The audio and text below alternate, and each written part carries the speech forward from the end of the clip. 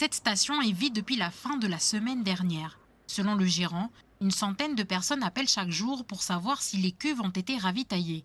Une situation compliquée, le blocage du dépôt de carburant engendre une baisse du chiffre d'affaires de l'enseigne.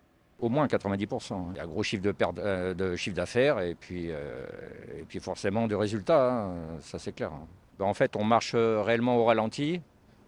J'ai mis du personnel en repos. On ne se sent pas très bien, surtout qu'on a quand même 14 personnes à payer. Sans carburant, c'est compliqué et qu'on ne peut pas trop fermer non plus, quoi. De nombreuses stations sont dans cette situation. Seules les 16 stations réquisitionnées par le Haut-Saria continuent de tourner. Pas de quoi freiner la mobilisation à Koné. Depuis 6 heures ce matin, un barrage filtrant a été mis en place. La mobilisation se renforce au fil du temps.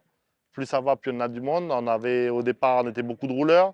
Maintenant, on a des rouleurs, on a des agriculteurs, on a même des commerçants qui nous rejoignent. Nous, ce qu'on attend, c'est un moratoire fiscal jusqu'à ce qu'il y ait une relance économique. On ne peut pas se permettre de se prendre des taxes aujourd'hui alors qu'il n'y a pas la relance économique qui est en face. La situation critique dans la zone VKP rend impossible cette taxe carburant pour les manifestants. Yvonne fait partie de ceux qui ont rejoint le mouvement. Je suis avec eux parce que moi aussi je travaille, je suis une patentée et j'ai une voiture.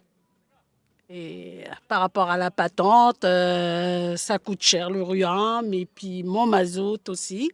Je fais pas mal de routes et j'ai besoin de mon mazout, mais moins cher. Le dépôt de carburant à Ducos continue d'être bloqué, de quoi soulever des tensions. La cellule de coordination des actions de terrain, organisation regroupant plusieurs structures indépendantistes, s'est installée à plus de 500 mètres du blocage. Un dispositif des forces de l'ordre a été déployé autour d'eux.